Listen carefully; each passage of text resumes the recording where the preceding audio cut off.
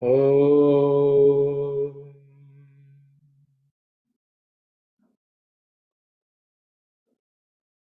Om.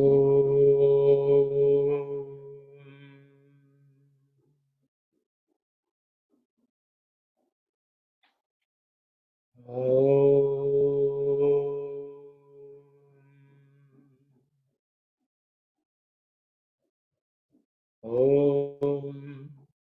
Sahana bhavatu, sahano bhunaktu, sah viryam karavavahai, tejasvinavadhitamastu, ma vidvishavahai. Om. Shanti, Shanti, Shanti. Sairam, everyone. Today we will be looking at the 9th Anuvaka of Chamakam.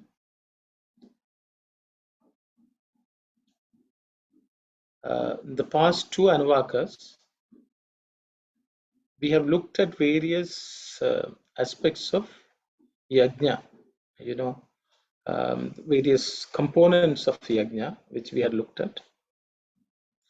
This Anuvaka of Chamakam deals with all aspects of yajna, means other remaining aspects. You can see how the yajna is performed, and so on. So it sort of completes what we were looking at for the past two anuvakas. So let's, this yajna covers certain deities, the types of yajnas, the mantras which are chanted, and so on. Okay. Just to read, Navamonuvakaha, Navamonuvakaha, Navamaha Anuvakaha. Navamaha means 9th Anuvaka. We'll go into the mantras proper.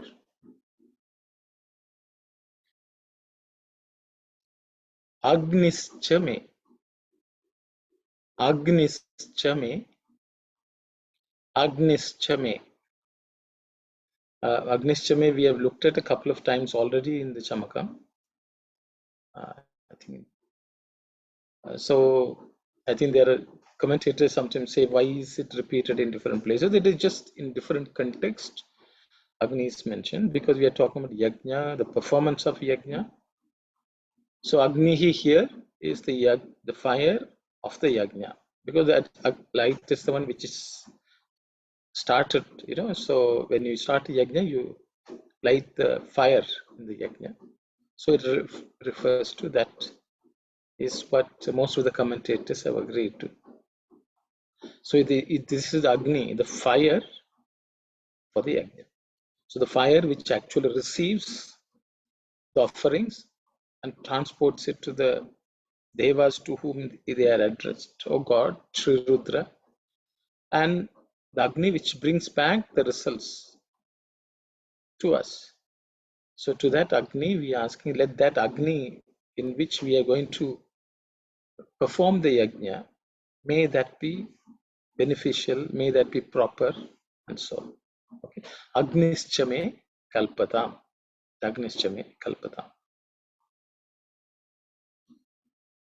Let's look at the next mantra. Gharmaschame. Gharmaschame. Gharmaschame. In this mantra, Gha, in terms of pronunciation, you have to pay attention to the first letter in the mantra, which is Gha, which is the fourth letter in the Ka Varga. It's an aspirated consonant, so you have to say it with a bit of emphasis, with a lot of air. Gha, okay. Gharmaschame.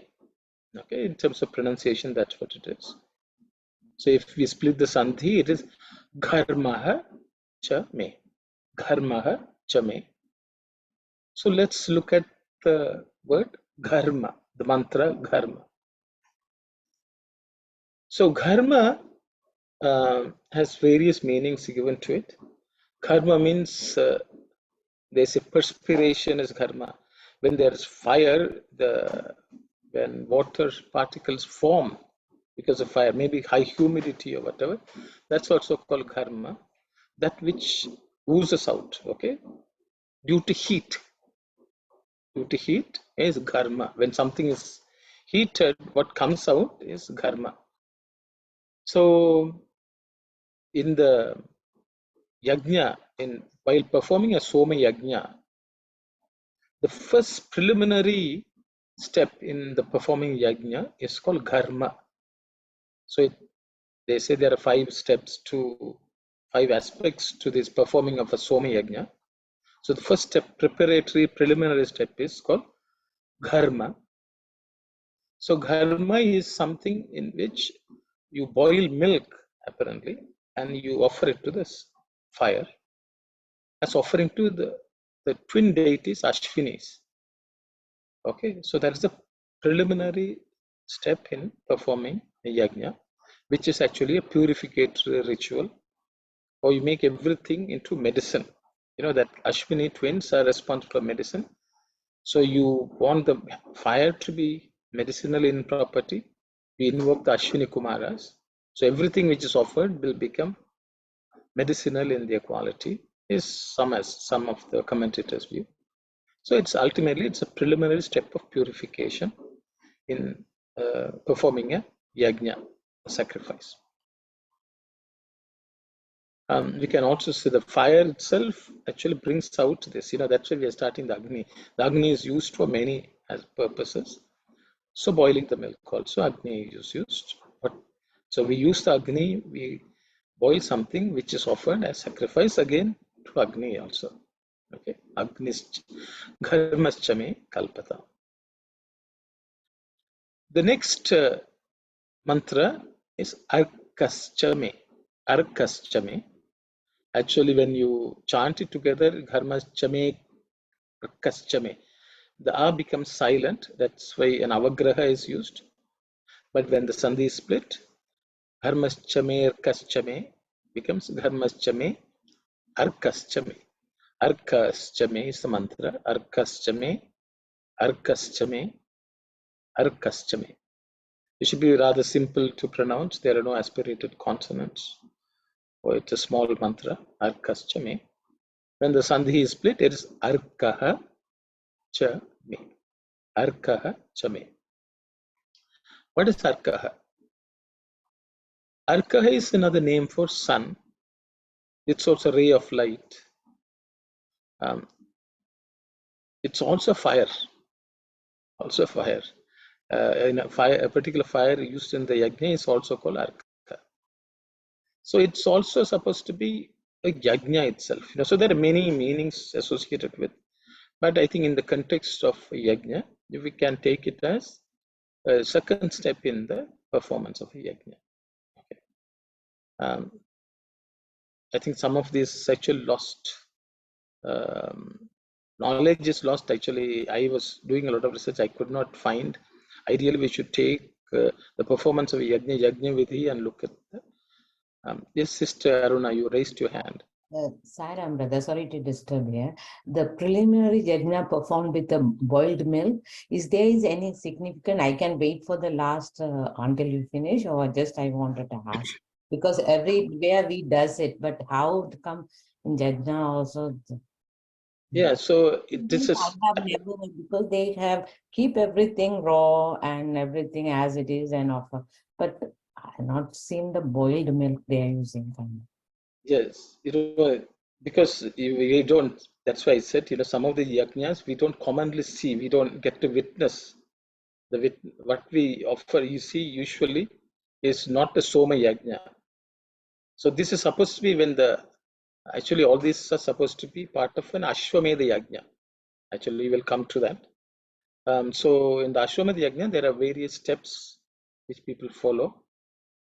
So the belief is this 5, which is Agni, Gharma, Arka, Suryascha. All these are different steps in performing the Ashwamedha yajna. The fire itself changes a name or its address as something different at each stage. See, boiled milk is, can be said, you take milk and you boil it, means you light it with fire. So that means you heat it. Okay. It's maybe it's slightly digression, but Swami says Jnana Agni is the one which creates, it burns all the gross material in us. The fire of Jnana. Okay. So Swami says you have a pot, you light the fire, and the fire is Jnana, and in the pot is our body. In our pot there is water. The water is nothing but our heart, okay, with the Jnana Agni or the mind. So when that is boiled, the Jnana Agni boils, the water boils. So water is boiled means it has been heated with Jnana. It's activated with Jnana. So that activated Jnana basically cooks all the rice in us. So that means it will remove all the desires and everything from our heart. So that brings about what is called Vairagya. This world is all nothing. Okay. And that is what is offered as Naivedyam to the Lord. Okay. So the thing is, you can say boil milk, why we offer? First, we have to heat our mind with jnana. That way also you can take. I'm going into philosophical description. So some of this is an external ritual, but it also means what we should do internally. When we come to the next 3-4 mantras, we'll sort of understand what the spiritual significance of this yajna. One is to have a yajna vithi and do the yajna itself properly. But each of the steps actually results in something which we have to do internally. Okay. So that's the way I understand. So there are different stages of how the mind also evolves into something better. First, the bad has to be removed. I think you just wait, sister. I think we'll go through all the mantras. Thank you, brother. At least, because boiled milk. Okay, thank you. The thing is, we should not. Yes, there are different steps. Different yajnas have a different state. One of the yajnas, they offer boiled milk. Okay, so I just mentioned it because some of the commentators have mentioned it. But what I'm saying is, we should take them as various steps in performing a yajna.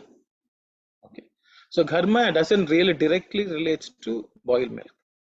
So I use the word dharma also means perspiration. So that means if there is a lot of, you sit near fire, you will start sweating. That means if water inside comes out. Okay, but what is perspiration? That's also taking all the bad out and throwing it all out. The fire helps you take out any impurities in you out. So that's a purificatory process. Okay, if you go to sauna or sauna or something, people sit in a sauna, you sweat because there is heat.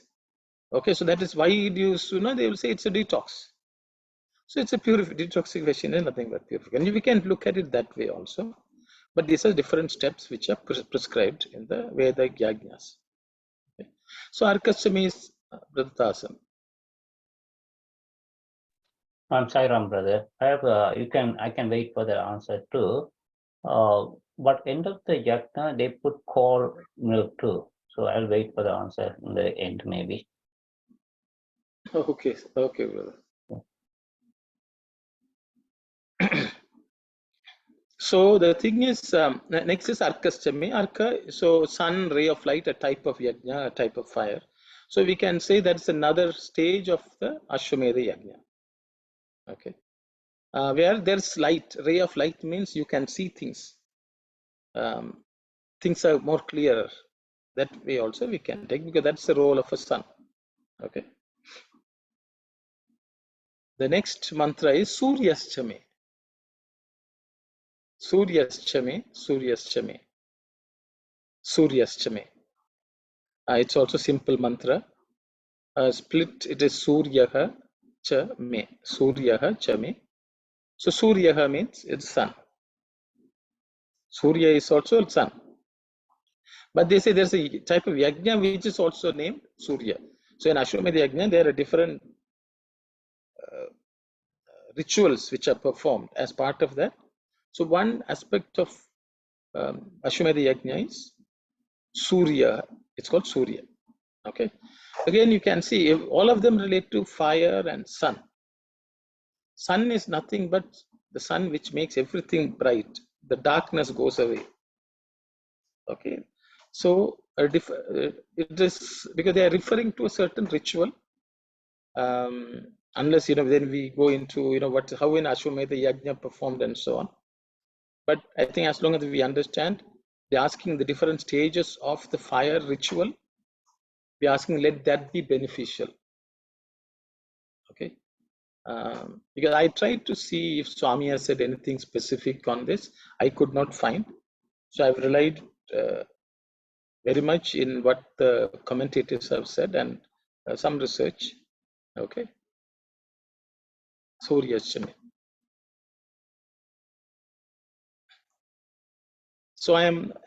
This is what I could get. I thought it's nice. So I have done an excerpt from one of Swami's discourses. So let's go through the discourse.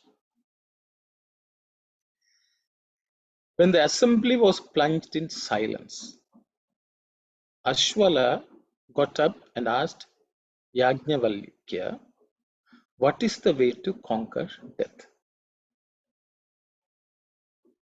Yajnavalkya replied, Vak, speech. Vak is Agni, fire god. With the help of this fire, death can be conquered. He also said that this is mukti, liberation. Atimukti, supreme liberation. Ashwala asked him to explain his answer. Yajnavalkya replied, when a person is born, his mother's womb is Agni Kunda, fireplace. All his limbs are formed within the womb. This is the Garbha Agni, womb of fire. When he dies, his body is cremated in the Chitta Agni, funeral pyre, and is reduced to ashes. Fire is the cause of the body, and fire is the destroyer of the body. There is no greater power in the world than Agni. So, you can say, why did I put this? Why did I think this is very appropriate for in this case? But I thought, every opportunity we can go and read something of Swami's. So this is a story of Yajnavalkya coming to Janaka's assembly, and he's answering questions posed by different people. So he says to conquer death itself. Conquer death means to attain immortality, moksha, mukti. What is the way? Is that question. He's telling speech is the way. Okay. Then he says speech is Agni also. What we say is also Agni. I think one of the first things which we read was how the earth was created, how sound was created. I think we looked at Shabda Brahmamayi, Characharamayi, Jyotirmayi, Vangmayi. Like that, Swami has explained also. So speech is something which comes out of the fire, which is nothing but a heat. For our body to function, heat is essential. Okay, that is Agni. So Swami says even Garbha, the child is also formed in the stomach or in the womb of a mother. That is also fire. That is also Yajna Kunda. That's also Agni Kunda. Agni Kunda, in that also there is fire. So in this world, everything is actually a Agni Kunda. If it's alive, it is Agni Kunda because there is some heat which is making it function. And as you can see, even the limbs are formed, mean that's also cooked by fire. Fire is nothing but God. So fire is also considered the local representative of sun. Equivalent of sun on earth is fire. So that is the one which makes everything in this world function. But the same Agni also will burn everything away. So from Agni we are born, in Agni we will die. I think brother, he asked, why do we pour cold milk? Because at the end, the heat is also removed. That is the state of full samadhi. Even though Agni or Nala knowledge is needed, at some point we have to go beyond that knowledge also. So for that milk, cold milk or anything cold, to remove the fire, the burning of the fire also is removed as a final step. Then you can say that merging in the Milky Ocean, where the Lord is. There are many interpretations. It all depends on our own imagination and our own visualization of that final state. And so, as Swami says, everything is reduced to ashes. Okay. So from ashes we are born, from ashes we die.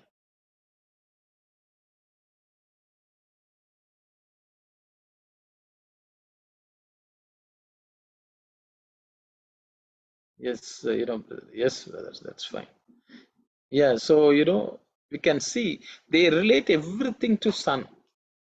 Sun is a representation whom we can see, and sun's representation on earth is Agni. So this light principle, this fire principle, is the one which makes everything in this function. So whatever even a tree is growing means it's because of sunlight. Everyone is alive because of sunlight. Sun is the one which gives us energy every day. Sun is the one which makes the world go around. The seasons come, everything comes. The rain comes because of sun. So everything is because of this heat and the sun and the light, the world functions. So all that is part of yajna. So we should treat everything as a yajna in this life. Every action we do, we should recognize that this is God, this being offered. Brahmarpanam, Brahmahavihi, Brahmagnav, Brahmanahutam. So that all that is, we should have that understanding that everything is destroyed. And that understanding will liberate us, is the understanding. Okay, so I thought I will just mention, that's why I took this. So life itself is a yajna. Every action is a yajna. When it is offered to God, with the knowledge that it is with God's help, with the materials given by God, we offer that as worship to God. In every action when we do, that becomes a yajna. So there are different names given. So that's supposed to be the idea. Okay, so we'll go on. I think when we go to a couple of more mantras and next except to Swami, I think sort of that's the theme that's what I understood. So that's what I'm sharing. So let's look at it. The next mantra. Pranaschame. Pranaschame. Pranaschame. Very simple, I think, to chant. There are no difficult consonants here. When the mantra is split, it's pranaha chame. Pranaha chame. Prana is life force. It is also fire. Prana, the oxygen which comes in. Without oxygen, the fire in the body will not be alive. Okay, so every breath we are getting prana. So prana is life itself, which again is a boon from the sun. So prana is a direct benefit which we get from sun, and that the prana is the one which makes us alive. So we are asking, let our life itself be beneficial. So in the yajna also there is prana. So for example, if you have to invoke a deity, so you give life of a certain deity to the fire also. So the fire is considered something, representing a divine form. So that prana is infused in that Agni. So we are praying that let be also granted. Like even when a murti or a vigraha is installed, we call it prana pratishta. it is given life with certain mantras. So we are praying that let that also be beneficial, because when we light fire and then we infuse the life energy of a particular deity, let that be beneficial. Let us be grant us that. So that is the prayer. Okay. So the next mantra is Ashwamedhaschame. Ashwamedhaschame. The eye is usually silent when you chant because of Sandhi, but when it's split, it is Ashwa, because it will go Pranaschame, Shwamedhaschame. That's the way you would chant. But eye is silent, but when you split, it is Ashwamedhaschame. So I think everyone, in terms of pronunciation, Medha, the dha is the fourth letter in the tha varga. So it has to be aspirated, it has to be stated with certain emphasis, because it's the fourth letter in the tha varga. So Ashwamedhaschame, Medhaschame. So pay attention to that. If the mantra is split, it's Ashwamedha Chame, Ashwamedha Chame. Ashwamedha, what's the meaning of Ashwamedha? I think we all know about Ashwamedha Yajna. We say that's a horse sacrifice. They perform a sacrifice, the horse is there and the horse is released. The horse walks anywhere it goes. The kings go behind it. And if somebody gets hold of that horse, then they fight and release the horse. That way you establish your superiority over an entire region. This is what kings do, this is what generally we read. So everyone performs Ashwamedha Yajna. If you see Pandavas performed Ashwamedha Yajnas, Sri Rama performed Ashwamedha Yajna. Every king would do an Ashwamedha Yajna. So people think that this is some sort of a campaign, war campaign, where you take over land from everywhere. That's the way modern people translate. They say they wanted to make sure that they are ruling everyone. So it's like military expansion is the way people look at it. It is much more than that. I think Swami's, when after we read Swami's excerpt, we will discuss. Just to give a brief idea, Ashwa is horse, which Ashwa also means that which is always moving, never steady. Medha is intelligence, you can say. It also means essence, the strength. Okay, so we will look at it. Okay, so then many people say you cut the horse and eat the horse, all sorts of things. The way people have translated, it's somewhat sad, but that's the reality. We'll read, and we read Swami's discourse, we can discuss that.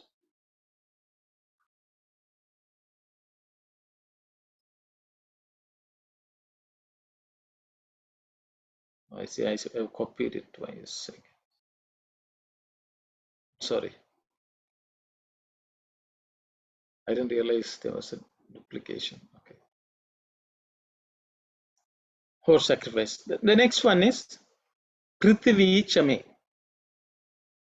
Prithvi Chame. Prithvi Chame. The second letter is Thi. It is the second letter in the tha varga, so it has to be aspirated. Prithvi me. Prithvi me. Okay. Prithvi Chame. Prithvi Chame. That's the way to pronounce. So pay attention to the tha. It has to be said with an emphasis. What is the meaning of Prithvi? It's Mother Earth. Mother Earth. So, there are people who gave the meaning. Ashwamedha means, they're capturing land. They will say the people were praying that they want to get more land. That kind of meaning people can give. But they are praying that let the Prithvi, the Mother Earth, be beneficial. Because for us to do anything, we need earth.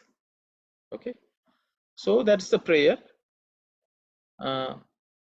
Because even for you to perform yajna, you need land. Without that land, you can't do the yajna.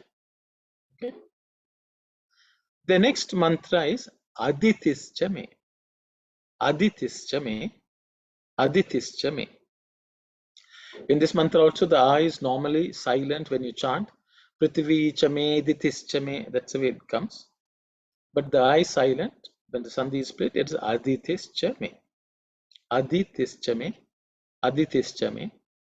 There are no aspirated consonants here, so it should be simple to chant. Aditis chame. When that is further split, is aditihi chame. Aditihi chame. Aditihi is a goddess. Oh, it's a wife of Kashyapa Rishi. Okay.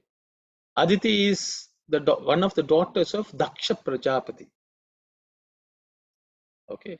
Aditi is a daughter of Daksha Prajapati who was married to Kashyapa. This is what the Puranic stories say. Aditi means that which is boundless. There's no limit.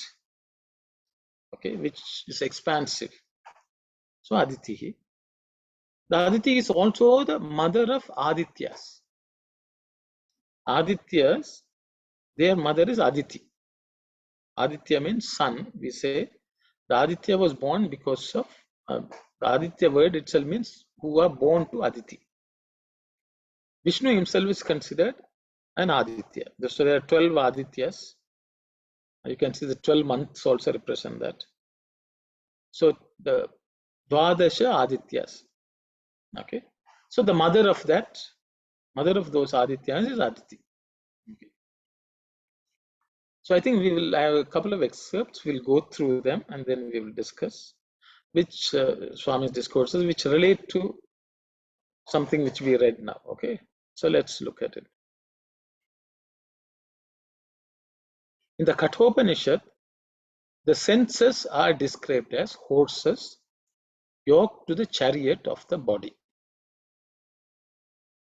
In regarding the senses as Ashwa, horses, what is the inner significance? Ashwa means that which is continuously restless. It is common knowledge that a horse, whether it is running or standing or sleeping, moves some part of its body or the other all the time. The tail or the leg or the back or the nose, some part or other is kept moving. It is because of its restless nature that the horse is called Ashwam. Take the example of peepal tree. Whether there is any breeze or not, its leaves are always rustling. Hence it is called Ashwatha tree. In ancient times, the rulers used to perform a yaga, sacrifice called Ashwamedha yaga. Ashwa means that which is fickle and restless. Medha means buddhi, intelligence. Ashwamedha means fickle-minded. Horse that is used in the yaga symbolizes a fickle mind.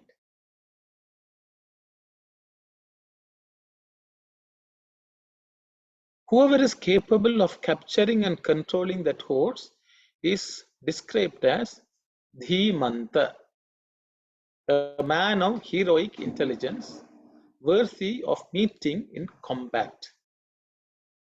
Here we see the esoteric and the exoteric meaning of the term Ashwamedha.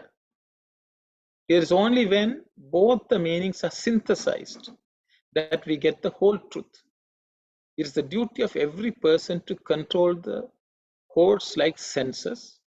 Only then can he become a hero.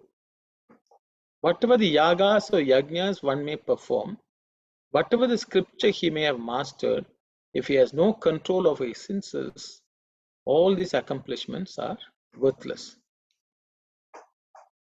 So as you can see, so Ashwamedha Yajna basically means the horses are going, you let the horse loose. When the horse goes, if somebody captures the horse, then you are supposed to fight with it, which basically means and liberate the horse. So if Indriyas get caught or captured by something in this world, then we have to free it. Otherwise, we'll become slave of the object and the senses. So wherever the mind wanders, you should be always vigilant and retrieve it. One who is able to do around the world, go anywhere in the world, and your senses are not caught, and we have mastered the senses, your mind, that person has completed Ashwamedha Yajna. Okay, so that is through purification, through intelligence, through jnana, the agni of jnana, knowledge, light. You are vigilant always to make sure that your mind, your senses don't get caught by the worldly objects wherever you go. And such a person who has the mind under control wherever they go, that person is a Raja, he's a king, he's an emperor. That is the significance of Ashwamedha Yajna. So all the kings did it, not for worldly land grabbing. They did it as a penance to signify that the mind should be controlled wherever you go. That is the real Ashwamedha Yajna. So the 5 steps we looked at, Agni, Dharma, Arka, Surya, all these, and the Ashwamedha, these are the 5 steps in doing this penance. Certain external purification, inner purification, heart. Then Surya, actually Surya also means realizing that God is within you. So the light should be shining within your heart. And then you will be able to control the senses. The buddhi will not be fickle. And that yajna, that done as an offering to God, is a real Ashwamedha yajna. And so the rishis are praying for that. Okay, just give me a minute for a second. Brahma deputed Manu to go to earth and create living beings on it. Devi, the feminine principle, eluded him and took the earth into the nether regions. Brahma then had to seek the help of Vishnu, Hari, who assumed the form of a boar and rode the earth from the nether regions and placed it among the waters. Later, the earth was so incensed at the atrocities of Emperor Vena that she kept all the seeds sown within herself and didn't allow them to sprout. So all the beings were afflicted with the agony of hunger. Earth became a medley of hills and valleys with nothing green on it. Then the Lord assumed the form of Prithu, who leveled the surface and added fertility to the soil, induced the growth of agriculture, and promoted the welfare of mankind. He fostered the earth like his own child, so the earth is called Prithvi. Prithvi is said to have built the first cities upon the earth. So I did this excerpt for you to understand what is Prithvi. Okay. So as we can see, Prithvi is that earth which is properly looked after, which will become fertile, which is livable, and which will ensure welfare of the entire mankind. So that Prithvi is what the mantras are seeking from Sri Rudra. Prithvi chame kalpatam. So they are asking that the land which is fertile, mankind. So that is a result of yajna, and that is also offered as yajna to the Lord. So cultivation, everything has to happen. We talked about sun. We also have to talk about what the Prithvi is. What comes from the light has to make it fertile for us to live in a beneficial way. So we are praying to Sri Rudra. Let's have fertile earth. Prithvi chame kalpatam. Okay. So there's another excerpt which I wanted to read. So you can see, I will read this. This is an excerpt from Ramakatha Rasavahini. So just to give you the context, Vishwamitra is taking Rama and Lakshmana towards Mithila. After, they helped Lord Sage Vishwamitra complete his yajna, Vishwamitra is taking Rama and Lakshmana to Mithila. On the way, they are passing a place. When Sri Rama asked him about that place, it's a very lengthy story. At first, I thought I will put the entire excerpt, but I have only put a portion of it. Let's read. Rama, in ancient times, Kashyapa had two wives, Aditi and Diti. Diti's sons were repositories of physical might. Aditi's sons of moral grandeur. They grew up mightier and mightier with each passing day. The parents derived great joy watching them grow up so fair and fast. One day, both Diti's and Aditi's sons gathered together and entered into a discussion on how to avoid old age. Finally, they came to the conclusion that the nectar, Amrita, that can be secured by churning the ocean of milk would prevent the physical calamities of disease, senility, and death. So this from Ramakatha Rasavahini. Why I put this was just to point out Aditi and Diti. Diti is the next mantra which is coming. Okay, but we might as well cover both here. So as you can see, there were two wives for sage Kashyapa. Kashyapa was also son of Manu. So they were all given this duty of populating this world with beings. So Kashyapa, Prajapati is called. He had two wives, both of them were daughters of Daksha Prajapati, Aditi and Diti. Aditi's children were called Adityas, who were nothing but Devas. Diti's children were called Daityas, or Asuras, demons, or whatever you want to call them. So as you can see, Diti's children were of physical might. Swami uses the word Balavantul. Balavanta means who are full of strength, physical might. Aditi's sons were Dharmavanta, people who are filled with Dharma. So I think moral grandeur is the translation here. So that means they were following Dharma. So they were very good in practicing Dharma, which is Aditi's children. Whereas Diti's children focus on physical might. But both are needed in this world. Physical might means physical prosperity, money, wealth, everything related to work. That is also equally good, needed for us. Aditi, this moral grandeur is also needed, which is following the Dharma, having pure in your thought, word and deed. All that is also equally important. But there were two sides. And as you can see, they wanted to overcome disease, senility, old age, and death. Ironically, this is when Lord Buddha also went away, he also wanted solution for these three. No one wants to be sick, no one wants to grow old, no one wants to die. This is everyone's struggle in life. So everyone was looking for solutions. So the same way, the Aditi's sons and Diti's sons wanted to find solution for that. And that is how they started churning the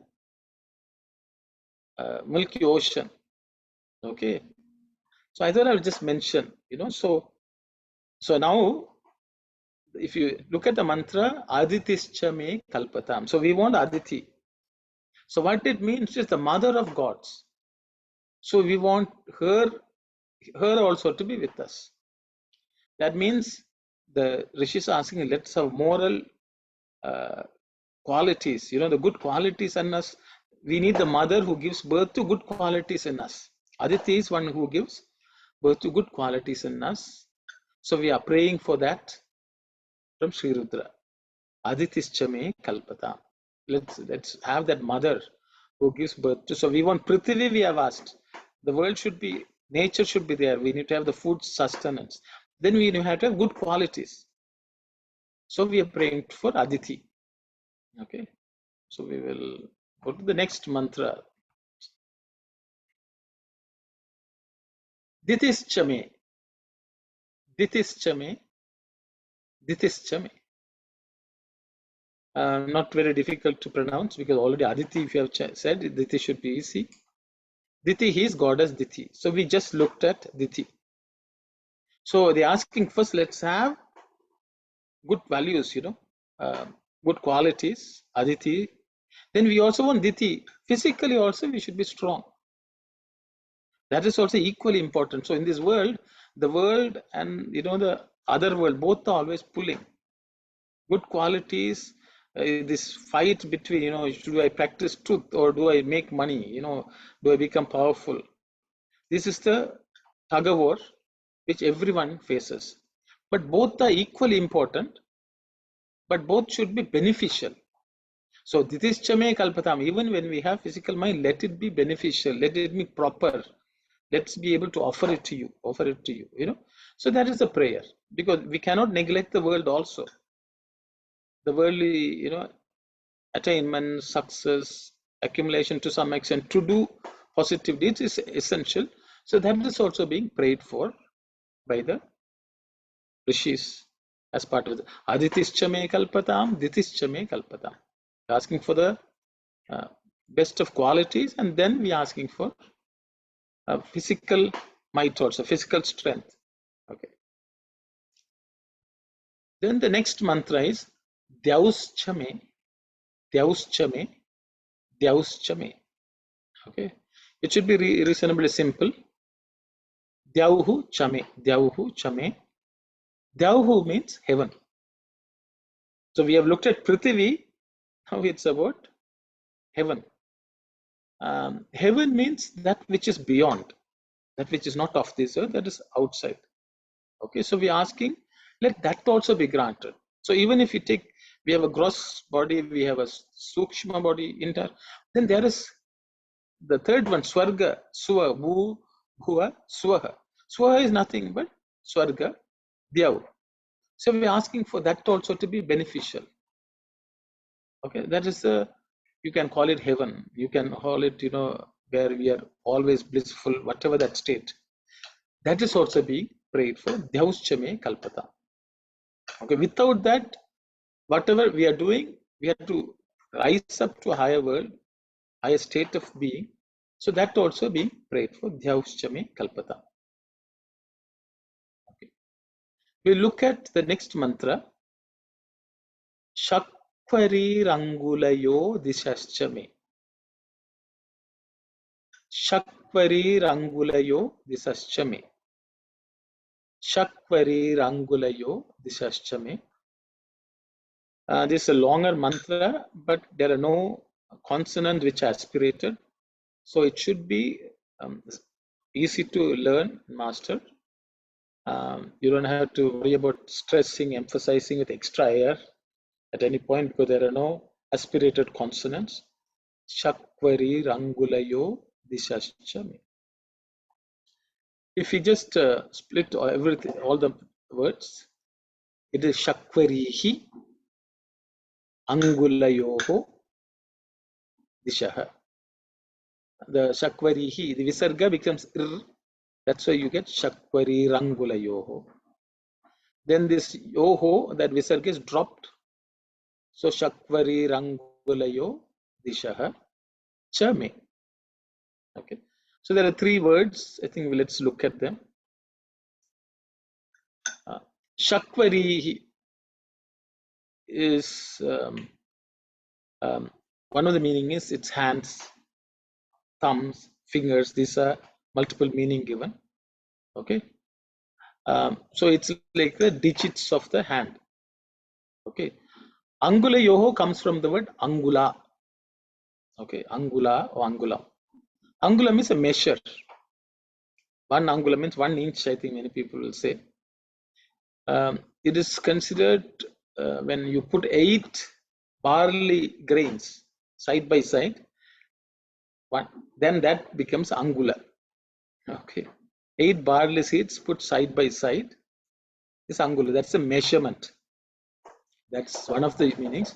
But angula also means certain quarters in the heaven.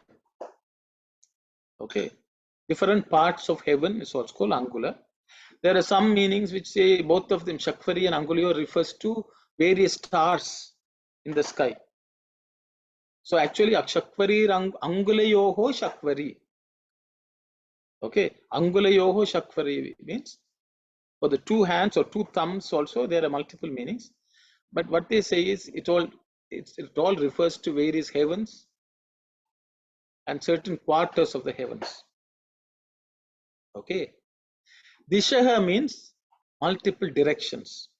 Okay, Ashtadik, 8 directions. Are all Disha. So basically it covers, we have looked at Prithvi, we looked at heaven, all the quarters and all the directions in the heavens.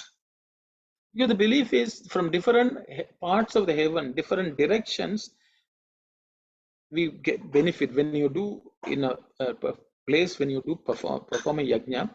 There can be influences from all directions from the heavens, and so they are praying that let all of them, okay, let all of these quarters and directions where they are like wherever you point. So some of the commentators say the fingers of the Virat Purusha, the Lord who is the Vishwarupa, who has the Vishwarupa, wherever he points, that is a direction.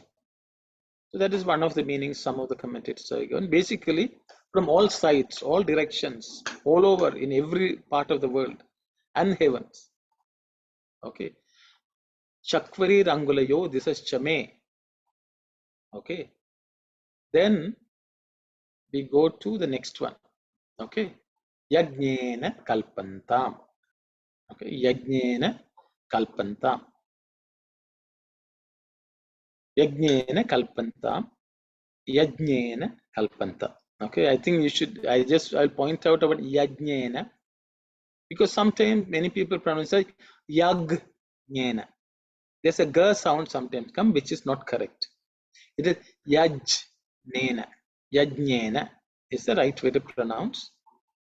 But different parts of in India also different people pronounce it. Some people say Yagyena, but the right Sanskrit pronunciation is Yajna. Yajnena Kalpantam. Okay, Yajnena means through Yajna. Through Yajna means Yajnena. So by offering as offering Kalpantam.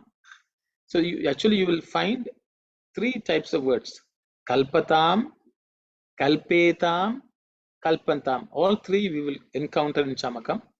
Kalpatam is singular. Kalpetam means 2. Okay. Kalpantam means many. It's numbers means. So Kalpantam means let them all be bountiful. Let them all be proper. But whatever we have discussed, Prithvi, Diti, Aditi, Dhyau, Shakvari, Rangulayo, Yajna, Kalpadam. Let them all be beneficial through Yajna. That means anything in this world becomes beneficial, proper, only if it is offered to God. As through that process of offering to the Lord, they will all become proper and fit to be used by us. Okay, so that's what the rishis are saying. Let them all these directions, everything around the world, let them all be beneficial through yajna, through those offering. Yes, sister. Brother, kindly repeat that Kalpatam, Kalpantam, and Kalpa. The second one, please. Kalpetam. Kalpetam. So I have just mentioned wherever it's coming, sister, I will point out, because Kalpatam will come. Yes. Kalpetam will come, I will point out. Thank you. So this is actually plural. Okay, that's why I said, may these be bountiful, proper, fit. Okay, it's plural. Okay. So because sometimes people may can say what is kalpatam, what is kalpetam, what is kalpandam. They are all in Sanskrit verbs. You know, Kalpeta. Okay. kalpatam is singular. Kalpeta means when two people do something, you say kalpeta. Or two things. Okay. When many things do that. Kalpanta. See, for example, in Tamil we will say avan oduran. Yeah. Avargal odurargal. And that is plural. So the verb, odurar, argal, that changes depending on the number. So the same way, kalpata means one, kalpeta means two, kalpanta means many. Okay. So kalpanta. So let all these be fit. That is the prayer. Yes, Kanage Santi. Yeah, the thing is, Sai Rama, I don't know.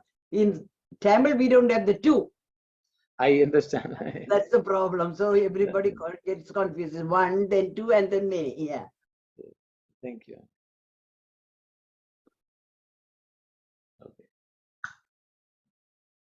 So we'll go to the next mantra.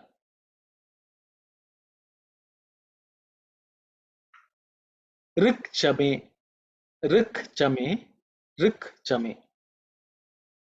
Okay. So when the Sandhi, I think in terms of pronunciation, it should be simple. Rik chame. It's rik cha me. Rik, they are called rik mantras. You know, Rig Veda is full of rik mantras. Rik, I think earlier also I have mentioned that rik means it is poetry. Poems. So when the mantras are in a poetic form, they are called rik mantras. So Rig Veda is full of rik mantras. It's a classification which Sage Vyasa has done. So he put all mantras which are of a rik nature into Rig Veda. So they are rik mantras. Let them also be beneficial. So we are asking Lord Rudra to grant us the rik mantras because these mantras are needed to perform the yajna. Okay, rik mantra, rik chame. Samachame. Samachame, samachame, samachame.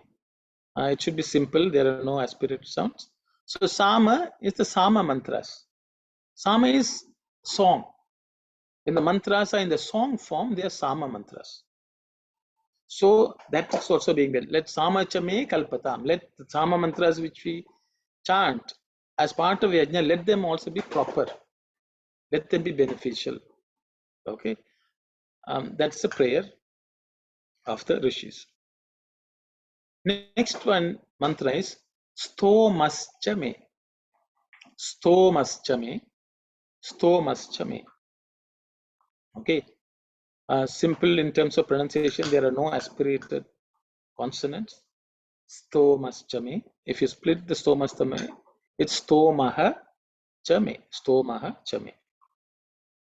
So stomaha are types of mantras which are apparently in Atharvana Veda.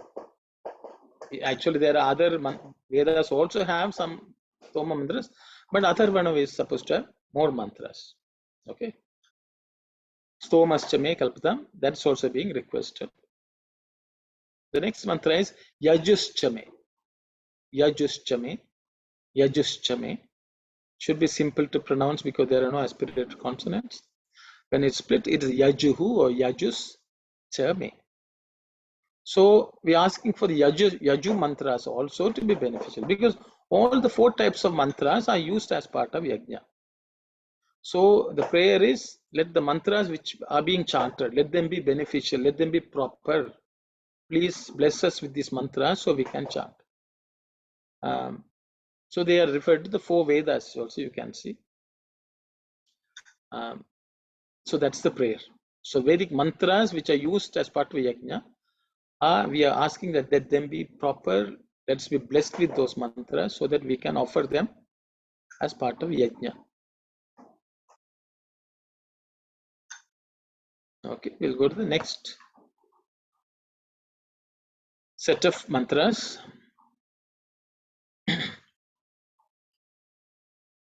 Diksha chame, Diksha chame, Diksha chame. Okay. In terms of pronunciation, ksha you should pay attention to. Ik and sha, which is the cerebral sha. Diksha chame, diksha chame, diksha chame. Okay. So diksha, the meaning of diksha is, I think everyone knows diksha. Diksha means mantra diksha. The mantra is granted to someone. Okay. That is, before one does anything, the mantra has to be given by a guru to someone. That itself is considered a samskara, a purification. Because when a person who has chanted a mantra for years and have attained a mantra siddhi, mastery over that mantra, when that person gives that itself will purify the person who is receiving it. So for any performance of any spiritual endeavor, you need diksha. That will purify one in a manner, and when that is practiced, then that makes one entitled, qualified to perform any spiritual ritual. So that is also being prayed.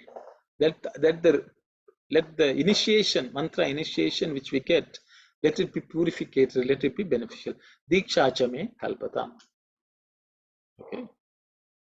The next one is tapas chame. Tapas chame. Tapas chame. Okay.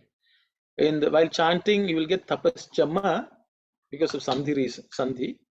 But because it's not a sandhi, it's tapas chame is what. Okay. Tapas chame, in terms of pronunciation, it should be simple. There are no aspirated consonants. Tapaha means penance. So once we get diksha, we should do tapas. We should be, doing rigorous practice, sadhana, through which actually, again, tapa means purifying ourselves through that fire of austerity. Okay, deep penance. Through that, we get benefit from that. So we praying to the Lord, like that also be granted to us. Let us be able to do tapas. Let us, through that process, let us burn all the bad things in us. Tapas chame. Okay. The next mantra is Ritis chame. Ritis chame.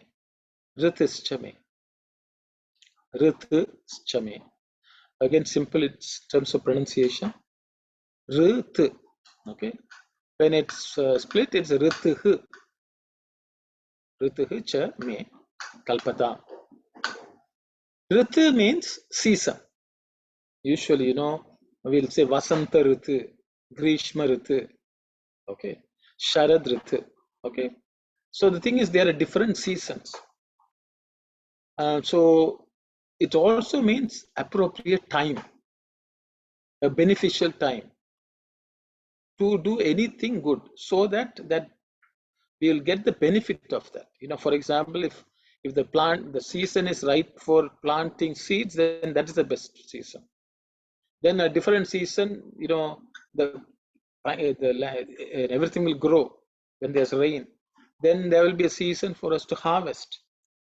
So there are appropriate times and seasons, again with the help of divine, by sun, light, and with the Prithvi. All that have different seasons. Earth also has different season. So we are asking, let all these seasons also be appropriate, because at different seasons, different yajnas are performed. Okay. So let all the seasons which we encounter, all the timings, let them also be beneficial. Let them please grant us the best. If there should be rain, there should be rain. If there's summer, there has to be sun. So all that season is also important in performing yajna. So we are asking that there also be appropriate environment, season be granted to us. The next mantra is Vratam Chame, Vratam Chame, Vratam Chame. Okay. Very simple, I would say, in terms of chanting. What is Vratam? Vratam, I think all of you know, these are vows or observances, where we follow certain discipline, of not doing other things and so on, but prohibited things are not done. So Vratam Chame Kalpata. Okay, so we are asking for us to even follow that vrata. The Lord has to be supporting, and He should make it proper and fit. Vratam chame kalpatam. So as part, these are all aspects of doing a yajna. You take a vow, you know, be rigorous in your discipline, you know, use the mantra at the different times. You have to do different things at different appropriate times. So all this is part of doing yajna, a continuous yajna. Okay, so that's the meaning of Vratam chame kalpatam.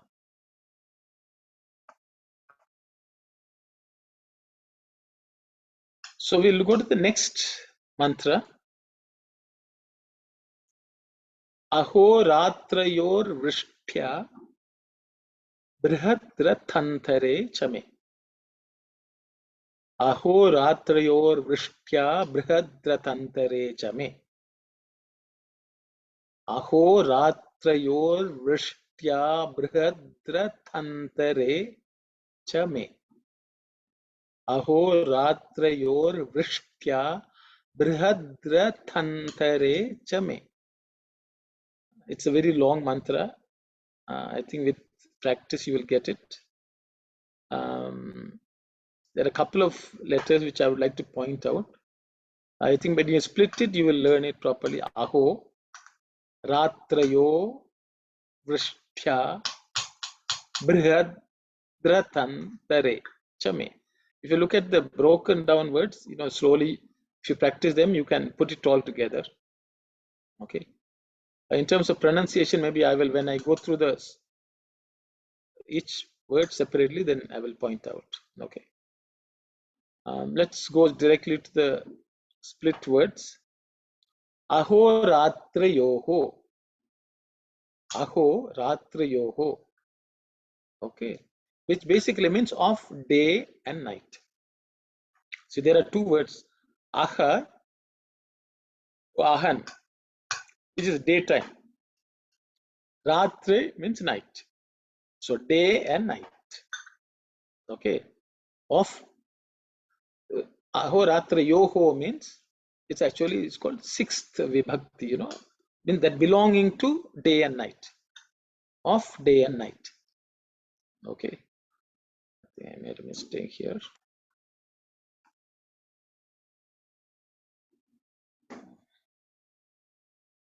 Okay, so day and night. Okay, we'll look at all the words and we'll come back to the meaning. Vrishtya.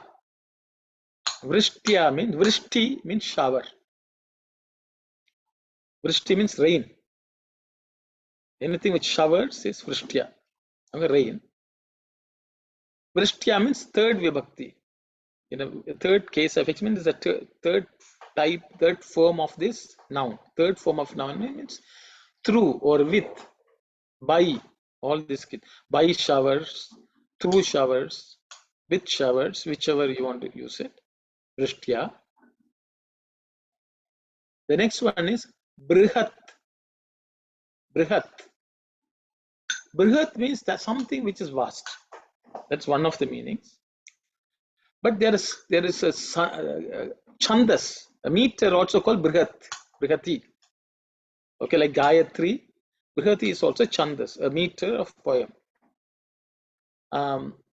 Brihat is also certain mantras which have in this meter, they are called Brihat.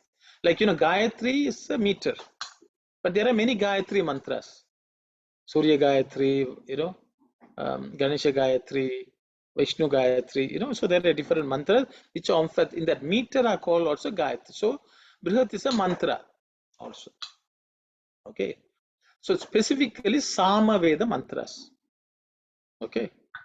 Why it is Samaveda? Because Ratantara is another name for Samaveda. Okay. Ratantare means in Ratantara. So the Brihat mantras in Ratantara are Samaveda mantras. Let them be showering at all times. Okay. Day and night, let them be showering. Through that shower of the mantras in the Samaveda, may everything be beneficial. May everything be beneficial. Yajnena kalpetam. We'll go to the next month. So in terms of pronunciation, maybe I will just point out Vrishtya, just to make sure that ish is cerebral ish, itya, Vrishtya. So it should, other than that, it should be okay. Brihat should be simple. Rathantare, the tha is second letter in the tha varga, it has to be aspirated. Rathantare. Okay. Brihat Rathantare. Okay, so just pay attention to that. Yajnena kalpetam. See, we looked at kalpantam before, now we have come to kalpetam. Okay, kalpetam means these two should be beneficial. Okay. Aho ratru or vrishtya brihat ratantare chame kalpetam. Okay, then we can ask, what is the other second one? Okay, because the morning and day night, everything, the shower, regular shower, okay, or whatever that shower, as well as the brihat mantras, let them be beneficial. The mantra and the showering of that, let them both be beneficial. Yajnena kalpetam.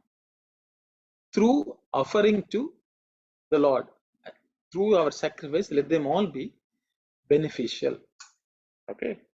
So as you can see, the yajnas happen day and night. The mantras are going. So I got an excerpt from Swami's discourse. Let's read that.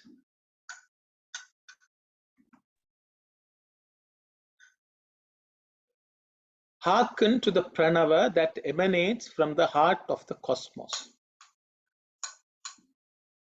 Hearken means you pay attention, listen. Hearken to the pranava that emanates from the heart of the cosmos. Fill your ears earnestly with its reverberations.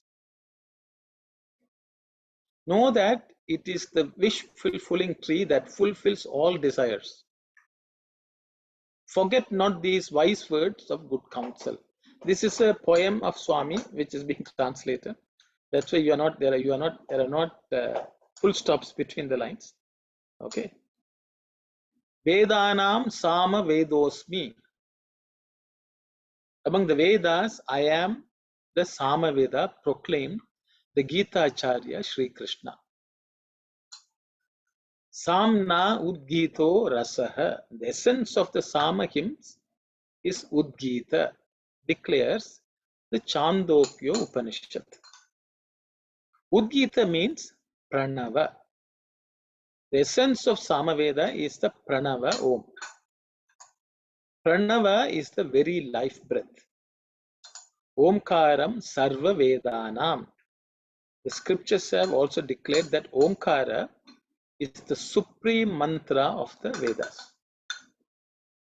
From this, it will be realized how supremely important the Omkara is in the eyes of the seers and what great significance is attached to it.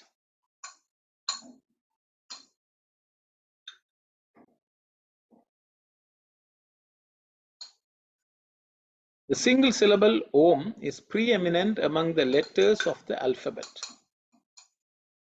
It symbolizes the Paramatma, the Supreme Omniself. The Samaveda is the embodiment of Pranava. Another excerpt also, I will read that and then we'll discuss. The Pranava mantra ranks higher than all this music. It is all pervasive and ever present. There cannot be a single moment when we are not listening to this Pranava. Nor can we dispense with it even for a second. The Pranava is present in every living being. The Pranava is the primordial sound on which all sounds are based. The Pranava has been equated with the Brahman, the cosmic self. The Gita has declared Om as the monosyllable representing Brahman. Even as Om is all pervasive, the Brahman is also all pervasive. The Vedic dictum, I am Atma Brahma, this Atma is Brahman, points out that Atma and Brahman are one and the same. Hence, Om, Brahman and Atma signify the same entity. I thought it'll be nice because we are talking Brahatra Tantare Chame and Ahoratriyor Vishtya. So day and night, let there this shower be there all the time. The Brihat, which is contained in the Sama Veda. So what is this Brihat? Means you can look at all the mantras, but they are all manifestations of this one Om, which has to, day and night, it has to shower itself. So that is the whole aspect of yajna. If our life itself is yajna, where we control the mind, through this process, Ashwamedha, through jnana and all that, we ultimately reach the state of yajna. This yajna, the real result of yajna is overcoming disease, death, old age, this world. So whatever we have in this world, all the yajna mantras, all the yajna, all of them should give us this experience of experiencing this Om day and night. Experiencing the Om is nothing but experiencing Brahman, God at all times. That is the whole purpose of yajna. So I think this Anuvaka basically describes various aspects. It may specifically say, this is the way yajna is performed. Many people say at the end of the yajna there is rain. But this is ahoratriyo vrishtiya, that there's rain, continuous rain. So I don't think, that kind of rain is good for us, day and night, all the time, every day. But the shower of Om is needed for this world to function.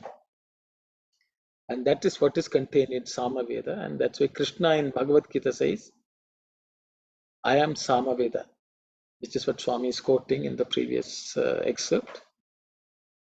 All the Vedas, all the Yajnas, all of them are pointing to this experience of God day and night, controlling our mind, withdrawing the senses, and offering everything to the Lord, knowing that the Lord is, all this can come only with knowledge, which symbolized by sun and fire. Remembering this at all times, we perform yajna, and that is the essence of this Anuvaka, as I understand. All the mantras which we are learning and chanting, let them all be beneficial. After all, we are reading this Yajus mantra in this, all this, so that's also gift from God, and we should offer it as prayer, worship, and help with the purification of ourselves, our mind, with these mantras. And that's the prayer of this Anuvaka, Saira. I will stop here. We have completed. We have 2 more Anuvakas to go, I guess, in Chamakam. Sairam, thank you so much. Thank you. It's very beautiful. End of the yajna, Swami takes that water and shower to everybody. That is the reason, I guess.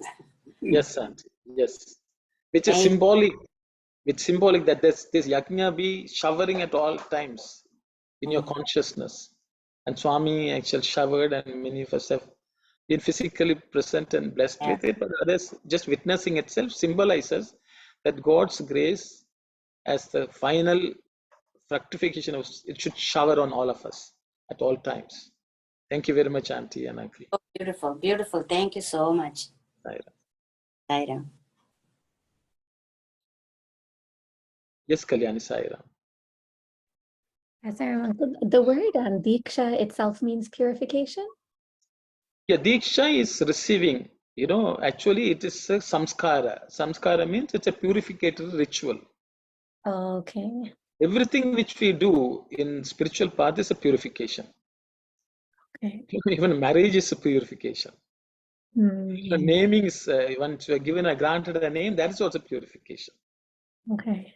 Your hair is cut, that is also purification. So everything in this world, people undertook, at least in the Sanatana Dharma, is done to purify us a little more. So in that sense, Diksha, until, see, for example, Gayatri Diksha is the one which prepares us to study the Veda. Before that, everyone who is born in this world is a Shudra, Means we don't have no rules, discipline, nothing. Then one day that a child is called, his head is shaven, and he is purified, cleansed, and that this mantra is given. Mantra is one which is used for inner purification. So that's the first diksha, that is diksha. And diksha can be a nayana diksha. If the Lord looks at you, that itself is a diksha. Sparsha diksha means with a touch also diksha can be given. So everything is diksha. When God touches us, that becomes diksha. Guru touches, that is diksha. So diksha, in sense, a passing of energy, of purificatory energy into someone. I hope that answers your question. Yes, thank you. Yes, Sister Anita. Sai Ram, brother, it was very enlightening. It's so beautiful to get to know all the meanings of yajna and how the different processes happen in the temples. I wanted to know also one question with the diksha is diksha and dakshina. It's related, is it? No, they are not related. So Okay. maybe I will I will come back to you next week. Okay. But Okay. it's not Okay. related. Dakshina is whatever you offering. Okay. Dakshina means that which is the best, that which makes something good. That is dakshina. Next week I will speak about it, sister. Thank you. But my Dakshina, question was, your sorry. right hand is also called dakshina. You understand? Yeah. Whatever you do with right hand is dakshina. Yeah. Okay. Okay. So there are. Oh yeah. Okay. Sorry. Yeah. Sorry to interrupt you. I actually wanted to ask you that when you were saying Om and then Omkara, how are they related? If you can just. How are they related? Okay. Yeah. So whenever Thank you. Sorry, Ram. I think last week also we looked at Vashatkara, Swagakara. Kara is given, the form of sound is called Kara. Like Akara means the sound. Right. Okay. Right. Ukara is U sound. Okay. Omkara is the sound of Om. Okay. Okay, that's the way, when you create that sound, that process is called Kara. So that takes me to the next question, because the Sikhism, the Sikh religion originated from Hinduism, right? So Yes. like in Hinduism, we use Omkara with M. Yes. And then in Sikh religion, they use Omkara, O-N-K-A-R-A. What is the difference, O-N and O-M? I'm sorry, I'm digressing. Okay, it's a good question, sister. Thank you, sorry. See, in Om, there's A, U, and Ma. Ma, yeah. That Ma is what's called an Anuswara. Anuswara is usually, in Devanagari, you put a dot at the top. Right. Okay, Anuswara is actually a vowel. You can call it a semi-vowel also, but it's a vowel. Visarga and Anuswara are places where we end the sound, with either air or which is Anuswara. This Anuswara, when you come in a sandhi, this Anuswara keeps on changing. Okay. So if you say Om and Kara, the Ka which follows Anuswara changes the Anuswara into So that is why they say Onkar. Okay. That Anuswara sometimes will change into in, or it can change into nye. It's capable of changing that nasal sound, Anuswara. So Onkara is actually, if you say, I think we are going in, for example, Om Namo Bhagavate. Om Namo Bhagavate Rudraya. Let's take that. Right. There are many people who pronounce it as Om Namo Bhagavate. Okay. People who say Om Namo Bhagavate. Okay. So they just change it. Yeah. Okay. Yeah, the Anuswara changes. Okay. Okay. But some people chant it as Om Namo Bhagavate. Okay.